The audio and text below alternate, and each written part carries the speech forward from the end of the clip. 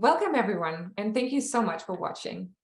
Today I speak with Jussi Adler-Olsen about his thriller, The Shadow Murders.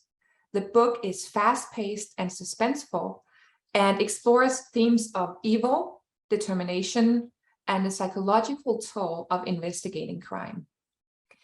If you want to know how Jussi Adler-Olsen's thriller can be lighthearted but deep at the same time, and how they weave in a thrilling plot with current issues of the world, then please keep on watching. My name is Desiree Ohrbeck, and I'm a former Danish lecturer at the Scandinavian Studies Department at the University of Washington. National Danish Book Club and Literary Event Series stands on two legs. The book club is hosted by Nita Schmidt, and I'm responsible for the conversations and the interviews. To learn more and see previous conversations and book club discussions, please go to northwestdanish.org. Jussi's books about the Q team with Karl Mørck, Assad, and Rose have sold more than 30 million copies worldwide. Welcome, Jussi. Thank you. Is there anything you would like to add? One thing, there's a fourth character in Department Q. His name is Gordon. Yeah, true. And Gordon is very important in this issue here. Yeah. And I had the name Gordon from my friend Gordon, of course. I made a standalone novel called The Washington Decree. And I had a good friend, a Jewish friend called Grzegorz Beglauter. And he came from Poland. And I made him the foreign minister in this first standalone, second standalone, called The Washington Decree. And my friend Gordon, he was very annoyed by that because he said, how come you can give him this Secretary of State issue when I'm only a flamboyant, horny old woman, the former ex-mother-in-law of Karl Mørck.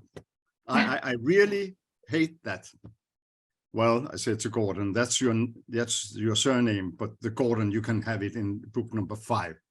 And I made him a horny, very, very tall guy. He's 2 meters and 5, and not very, very clever. So he was annoyed once more. But this Gordon here, he's coming up, so to speak, and in number 9, which is Q9, this here, is very, very important. Oh.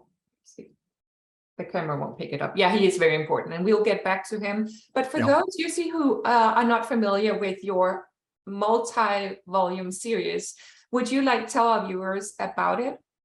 My God, do we have 1.5 hours? Just some. My project was in 2005, aiming at the longest detective stories ever made in the world, continuing with the same characters, developing with that, and so forth. And now it's 17 years ago, and I'm only at number 9. That's a pity. But I wanted to describe misuse of power in all volumes. And so I did. I made up the themes for every book and the development for every character, for every villain throughout. And now it's here in number 9. I'm writing on number 10. That's the last one. That's the last one. What to say? I mean, it's all about, you call it cold cases, but it's not really that, but it's solved cases. Yeah. And the unsolved cases are harsh and strange, but not unfamiliar to the Danish population. They know of the fictionary cases, and so therefore they are not cold, so to speak. And a case is never cold in Denmark. Never cold, a murder case, that is. So one issue could be to be very selfish, another to be very religious, and so forth. And I'm taking all the issues and turning them around and looking at them from the backside and put in a lot of humor. It's very important in my series. And my aim is that never should there be a woman or a man lying in their bed, reading my books and falling asleep. Simply, I have this, are they going to lay their head on the pillow. I'm giving them a very short sentence with a cliffhanger. Then they can't sleep. And later on, when they are going to sleep, I give them some humor. Some humor means they have dopamine in their blood and they can't sleep for at least 1 hour. So, and after that, I give them the harsh thing, the violence and so forth. Can't sleep again. And then all over again, short, and right? So my aim is to let them be awake throughout the night. So you're responsible for people not being able to sleep then. No, but that's fine. And they are very, very tired in the morning and their bosses are angry, but I don't care. No, they turned a page. Yeah, it should be. Yeah. Well, and you know what? You touch on this, like all the violence, the political issues and such, and we will get back to that. But I want to ask you if you wrote this book during Corona, because there is a lot about Corona and, isolation and what it does to the human mind. Sure. Did you write it during Corona? Well, I was sick 2 times and very sick. The first time already in March 2020 and later on in late 21 and my wife as well. So I know what Corona is and I know what vaccination is, and I go very much for that. I can tell you, I'm still here. But the whole society closed down in Denmark very, very suddenly. And our prime minister, she was very firm, so she succeeded in that. But it was a little troublesome for the police force in Denmark, actually, because, for instance, my police inspector, the director of the whole Denmark said, you can't interrogate, you can't investigate in the field. If you have to interrogate, then you have to phone them and ask questions. And I told him, do you really mean they should answer if I say, are you guilty or not? So if that's so, I told him, then send them some handcuffs, then they can take it on themselves and come in. It was so crazy. I mean, and impossible to work like a standard investigator. And Karl Mørk, he don't care because he's not into authorities. He don't care, he does the opposite whatever been told, and that's why he's not very well liked. And his co-workers as well, they just do what they want, run around, and do what they want. And of course they're trying, to prevent, to put on the Corona to innocent people, but I had to make it simple, but I couldn't avoid to tell about it. But I had to do it in a humorous way, because people are so fed up with the Corona here in this country. Oh, it's just, I can tell you, my kids were home from school 540 days. Americans are lucky you. I know. How lucky were you? My son hasn't been at home for 25 years. And you touch on this in your book. What does this do to not only our youth in terms of mental issues, but to jump to Assad now, one of your characters? He's struggling with this because he's also a man who has gone through trauma, and so has his family, and they have an urgent family crisis. And so you really spend a lot of time on that in your book. Would you tell our listeners about how you thought about when you wanted to develop this theme?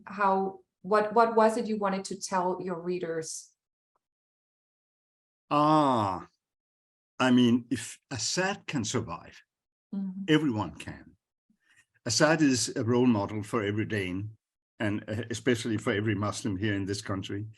He is so cute, and he's so strong, and he's so nice in any way. So can he endure? Everyone should. But Assad, he has got a lot of issues, of course. If you have read number 8 in this series, you will know why. And the whole family is sitting at home. It's very troublesome. Also because he's a Muslim, and the Muslim families are being interrogated. They are asked a lot of questions that can't really answer to the police.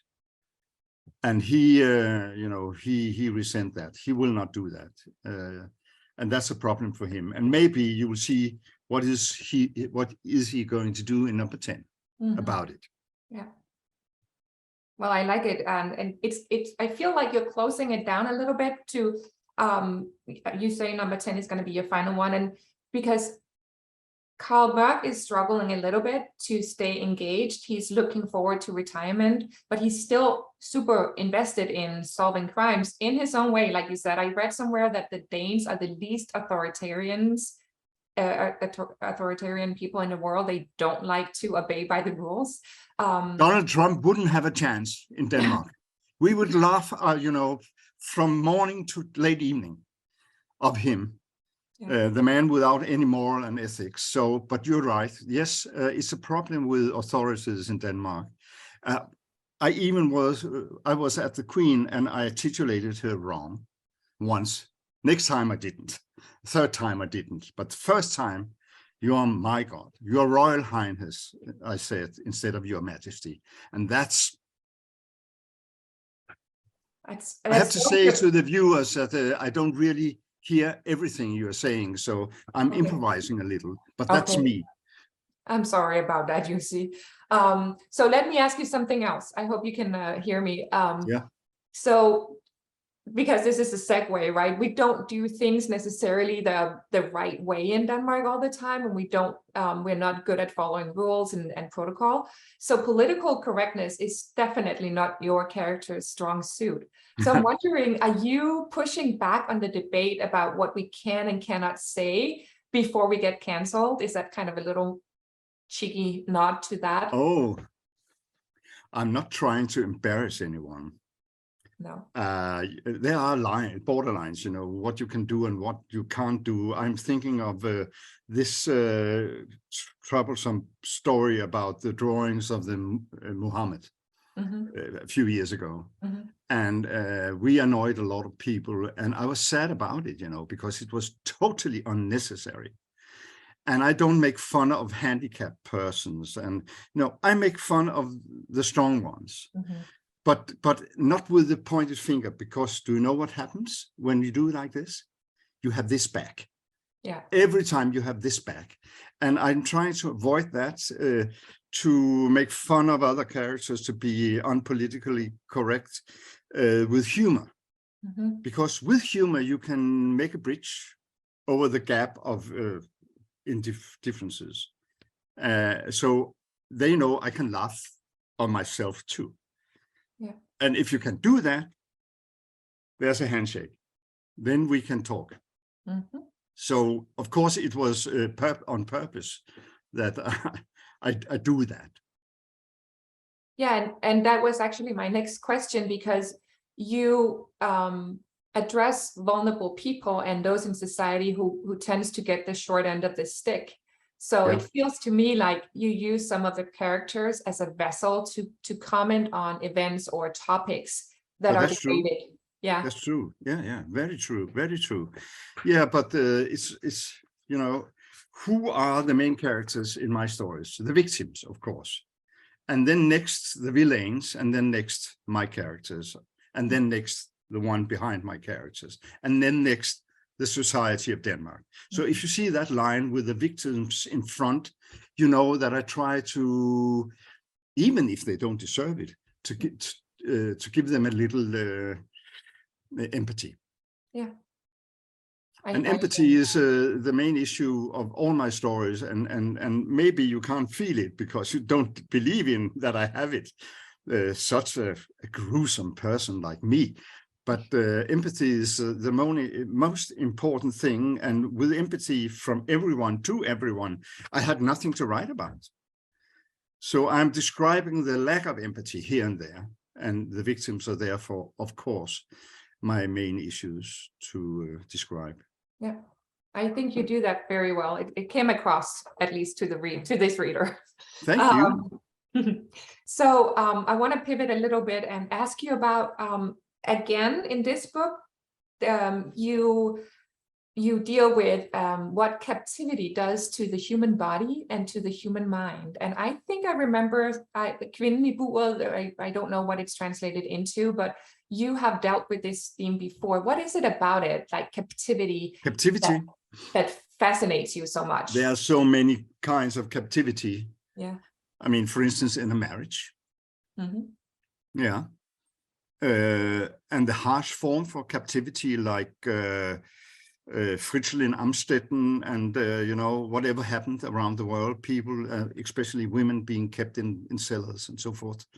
That's the other side. But captivity could also be like, for instance, in Italy, where everyone are kept into his idiotically stupid television shows, which are actually, I mean, transforming everyone. They are captured in that. It's nice, you know, almost naked women and a lot of music, you know, and jumping around and dancing, much more interesting than real life. That's Berlusconi. And I mean, captivity, that's also Donald Trump. It's captivity. I mean, they're being kept into their own personalities and never had a chance to change. Captivity could also be the closed room. The closed room is very, very interesting. The closed room means you have no chance of escape. And in my number 2 standalone, there's a woman in a telephone box, and it's, you know, it's impossible to open. You can't see through the glasses because it's in a playground and it's there for fun. And she's there, and she's always almost being strangled, you know, by tapes and so forth, hands on, slowly dying, while she's hearing children running around in the playground, having a nice, funny time. This is, oh, that's so a brutal scary. Image. Brutal image. How will she get out of it? Yeah. That's it. And I don't think it's being published in America or Canada. No, I don't think so. That's a pity. It's very nice. But how to get out of that? In this book, she has no means at all. And I had to almost sleep in front of my board here to find out what to do when you can do nothing at all. Well, should I say what she did? Yeah, please share. Around her, they played in sand and made small castles, the kids. She peed. That was the only thing she could do, and she couldn't avoid it. So it came under the telephone booth, and you can make much nicer castles with wet sand. So the pedagogues came close to the telephone box, and they heard her mourn. So then she came out. This is what I love about closed rooms. This is Conan Doyle. This is everyone, Edgar Allan Poe, and so forth. And in this story here, number 9, which we are talking about, what we are talking about, I have a wonderful captivity. Yeah, you do. Yeah. And what is about captivity? If you like the person being in capture, we want the person to get out. So this is it in this. But I combine it. We have 2 persons here. Yeah, we have one we don't like. Yeah. One we don't really like, and then the one we really like, Gordon, we like, really. So, but you have to read the book to see what happens. Yeah. But so how do you, these horrific acts of violence that you describe, and also the telephone booth thing, and here with captivity and other, like in every one of your books, how do you come up with the inspiration? With the inspiration? Well, I tell myself, to your mind, what haven't been described before? And then I sit for a long time because I don't read many books, but it must be wild. It must be plausible. It can't be too technical.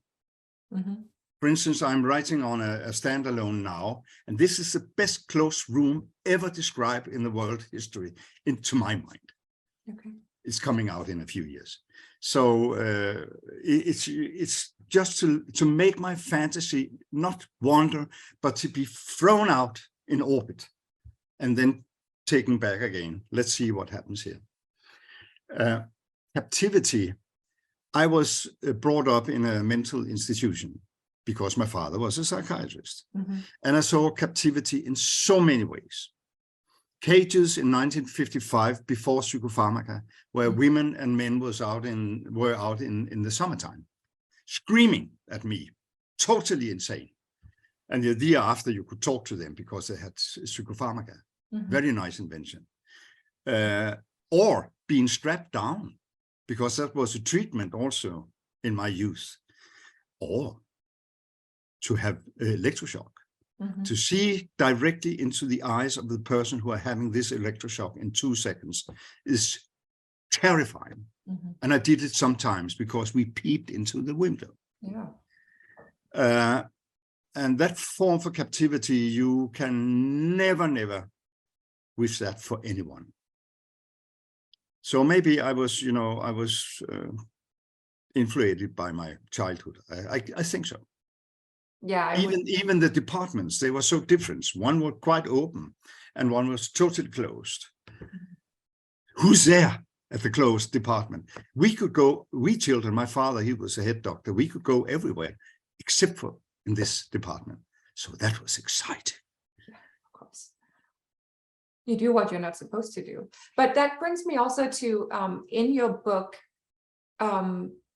there are so many challenges and difficult things, but that also means that you deal with perseverance as an underlying theme, because some of these people turn out to, they choose different paths. So how do you deal with perseverance? Because that's a layer to that, the challenges and the struggle you're facing. I know the word, but please translate it into Danish. Og kunne klare ting. Perseverance, overlevelse. How do I deal with that? Do I describe that very much in this book, perseverance? I think that when you think about the mom who, in the beginning, she does not turn out the same way as a couple who lost a son, right? No. So she is living through life with a horrible trauma, but she does it, right? Whereas like the family that loses a son, they deal with their trauma completely differently. Perseverance, like to keep trying to live the life that we as society perceive as the life that you're supposed to live, even overcoming horrible things in your life. That's a layer, I think, in your book. Do you agree? Yeah, it's a layer there in many forms. Perseverance, but first of all, you need a lot of Gestalt, as it's called in German. What is it in American? I don't know. But Gestalt means that you are in there yourself. You Gestalt, you put yourself in any character, situation, whoever they are. And of course, it all depends on whatever happened in the beginning. I can understand the couple. I can understand the mom just as good. Revenge. It's very, very nice issue in any crime story. I am maybe not revengeful myself, but I never forget. I never forget. If people do wrong to me, I never forget it. Too bad for me and for them. I'm not trying to be revengeful, but anyway, maybe I withdraw from them. Maybe I put them out of my life totally. That's a way. Here in this story, you don't have that possibility. In none of these 10 stories that are being put together in this number 9 queue. We are talking about people that are not behaving properly against moral or ethics issues. And we have a leader of a group, and she wants to be revengeful, to punish those people. She has made a little group of women, and they are punishing people who are, I mean, not living up to their standards of ethics and morality in a milder way. But the leader, she is harsh. She is doing whatever is necessary to punish. And the punishments always end up in killings. In killings that looks like accidents, but are not. These are the cases for Karl Mørck and his company. I want to ask you about that actually, because having been raised in a sect myself, of course, I was super interested in this little cultish group and how you came up with, like, what was your research process when you were trying to figure out what their code of conduct should be? What was like their criteria for membership and all that? Can you? Oh, yeah. You're talking about what recruits the members of a cult. Yeah. Very different. I mean, in your case, maybe your parents just recruited you. You couldn't avoid or what? I don't know. I will not. But in this case here, we are talking about women being put together in a group with the same background, so to speak. Bad childhoods. No empathy, no caressment, no really warmth. And if you're being brought up like that, you can end up like insane, criminal, stupid, a loner, whatever. But you can also be a person sticking together with other persons like that, having the same eager and the same need and lust for doing something against people like the ones who spoiled their childhood. But they are being taught by this leader, taught very well what is wrong and what is not wrong. And wrong could be, for instance, here in Copenhagen, we have a lot of bikes. I mean, millions of bikes. And if you're trying to climb off a bus and passing this path of bikes, you will be killed because they don't stop. So one of the women here found out, but you just need to have an umbrella. And put the umbrella into the wheel of the front bike. Then the rest will lay down. And this is, it's just a little thing, but it can end up very, very terrible. It does also. And it's a scene in your book. And those of us who have actually tried to get off a bus in the middle of Copenhagen, you want to step off the bus before it. But you also don't want to be run over by one of the bikes. True. You can always be religious to, to climb off the bus or whatever. Well, I can't remember the question, so give me it again. So I want to read two quotes from your book, because I find that it kind of frames the topic a little bit. And so one of the group members say on page 85, for those who want to follow, you could call it taking the law into your own hands, but you could also call it due diligence, because it makes the world a little better every time you do something to, like you're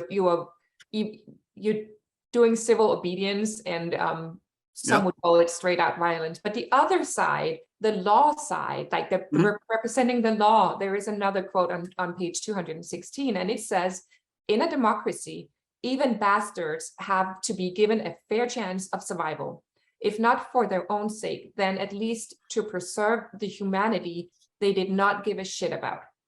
End of quote. Not my words. And so she don't make that. Okay, sure. You know this. So is violence ever justified? That's kind of the discussion here, right? Or the two viewpoints. The simple question is, do you want to hear the question again? Can you defend violence? With and is it okay to fight against violence with violence? That's it. And everywhere they are saying, yes, of course, it depends, and it does. I mean, it would be a little violent to kill Putin now. Now you can reflect. Will it be reasonable? Will it be okay, nice, fantastic? It's very, very difficult. Would be nicer if he was told to just stop and did it. but people doesn't listen, you know. And sometimes, especially in a violent society like United States or other states, you couldn't just say to a person pointing at you with a pistol, I just shoot you, what will you do about it? And in America, they say, well, I'll shoot you too. But it's endless. It's endless. I think making me doing this book is just to try to tell people, reflect a little about your morality and ethics. Mm-hmm. I'm not talking about your sexuality or something like that. It could be small things and bigger things. For instance, what does it mean if you are making a reality show? Who does it influence, and how do they react? And what do they feel about right and wrong? Mm-hmm. A reality show can be very mild, but it can be the opposite too. Mm-hmm. And influence a lot, especially your morality towards next of kin. Mm-hmm. Selfishness is very, very easy to have in a society where more doesn't mean a thing. And I can clearly see how the ethics and the lack of morality can grow within the next decade or two, if we don't say, please reflect a little about it. Mm-hmm. Not with pointing with fingers, but telling it with a little humor. Yeah. And I'm sure that there will one on a bike who will stop at the bus. Maybe only one. Mm-hmm. But that's one more than yesterday. Yeah. But I don't think I can change anything really in the world with my books.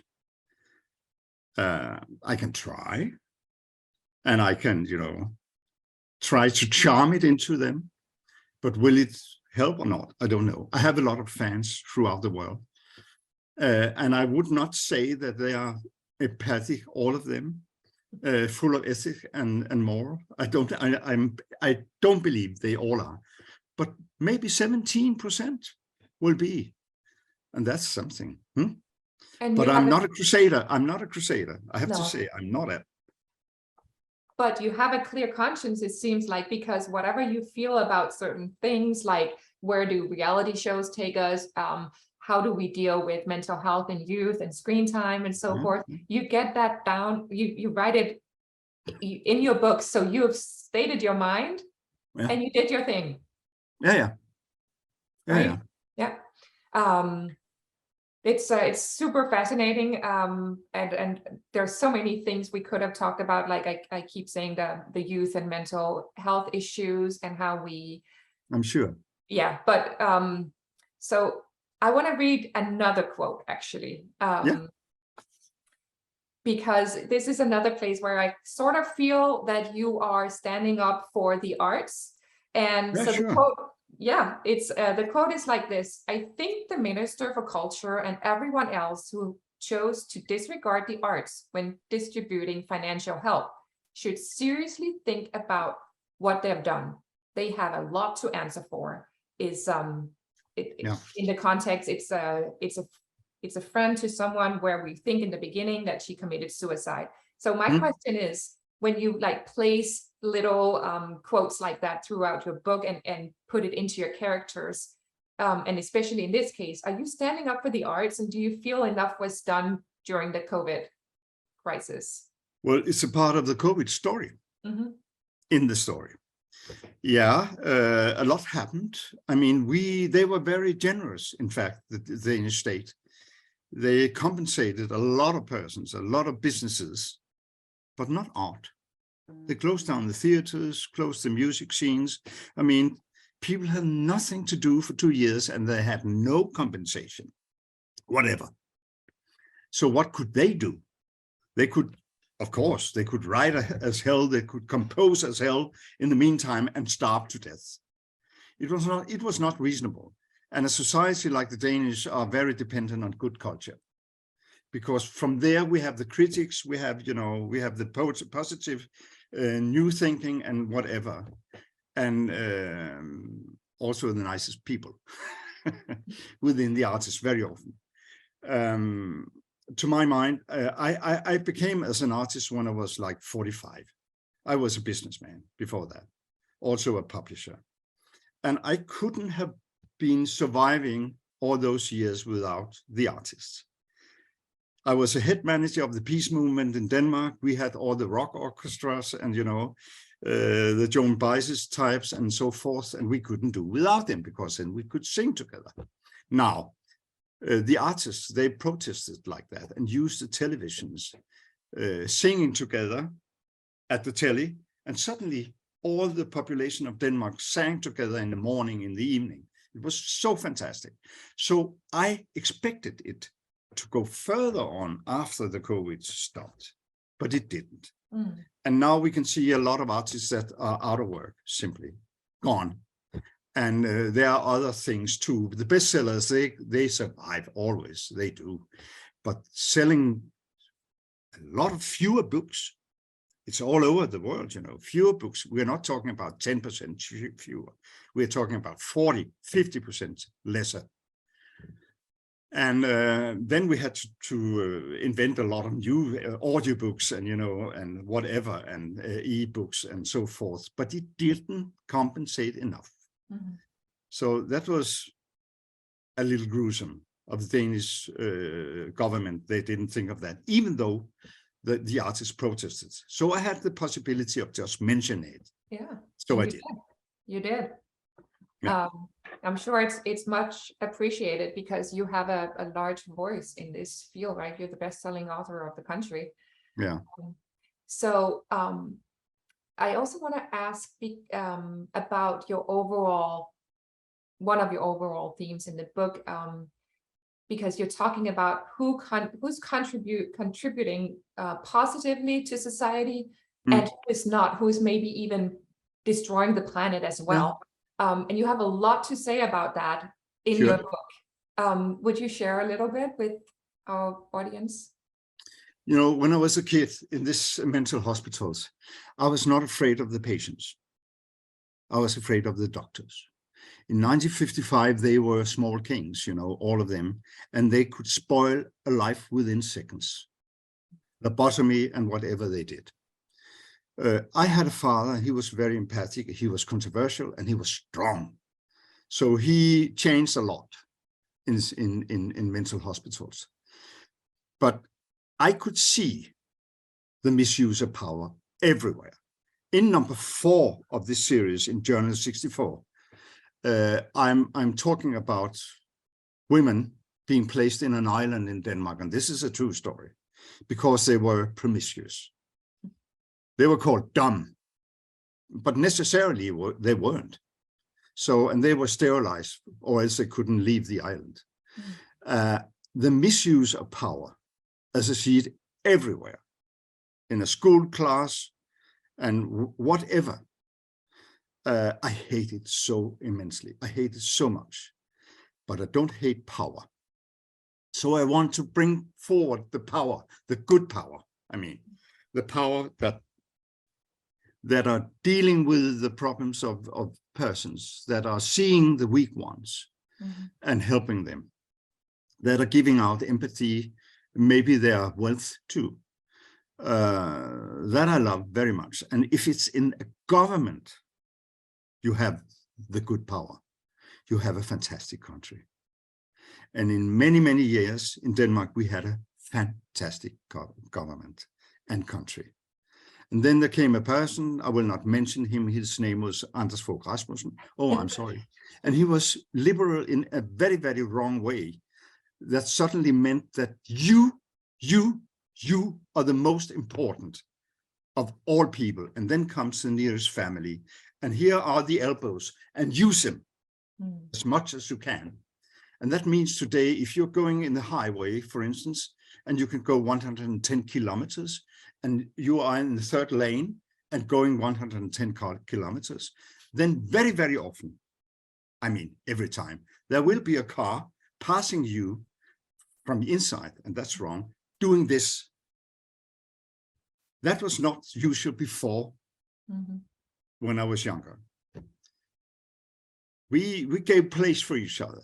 we didn't turn our backs to people when we when we were going into a row in the theater. You know, so power is wonderful if it's good, but it's not very often. And if you're talking about the world leaders, you can't find many, except for maybe Gandhi and Mandela and so forth. Really good persons. So this is my issue. This is my main issue.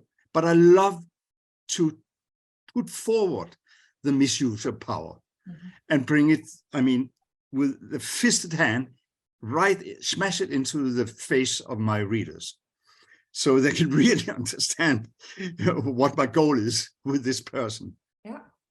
But to make it real is important. I mean, to make a person real, to make it understandable, plausible. That's very important for me too.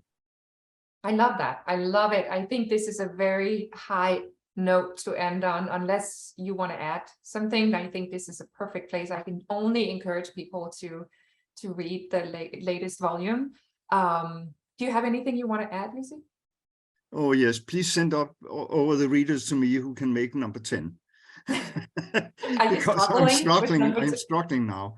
You know, in number 10, I have to put everything I said about Karl Mørck, the main character, and his problems. I have to remember everything. Yeah. And we are talking about 6,000 pages now. Oh my God. So I was just in Barcelona for 10 days and writing on the story, or 15 days. And I was sweating more than you can ever imagine over this keyboard here. So you'll get there. You always. I think so. I think so, because I have a very good idea about the plot, because I made it in 2005, but so many things changes within 17 years. So I have to take that in too. Yeah. Well, when you get it out and when it's translated, I would love to have you back. Oh, nice. Because it's been absolutely wonderful. I want to thank you very, very much. I'm sure. Thank you, Desiree. Thank you. And so I love to come back. So yes, we will. That's amazing. And bye-bye to all the ones who saw us. Bye-bye. And before we end, I would like to take a moment to thank the Scandesign Foundation. Oh yeah, do that. Museum of Danish America, Danish American Heritage Society, and Scandinavian Studies Department at University of Washington for their financial contribution in making the National Danish Book Club and Literary Event Series possible. And also the Elverhøj Museum for being a promotional partner, as well as the National Foundation of Danish America and the National Nordic Museum. Thank you for tuning in, and see you next time. And see you next time. Yes, and thank you, Jussi, again so very much. Thank you, Desiree. It was a pleasure.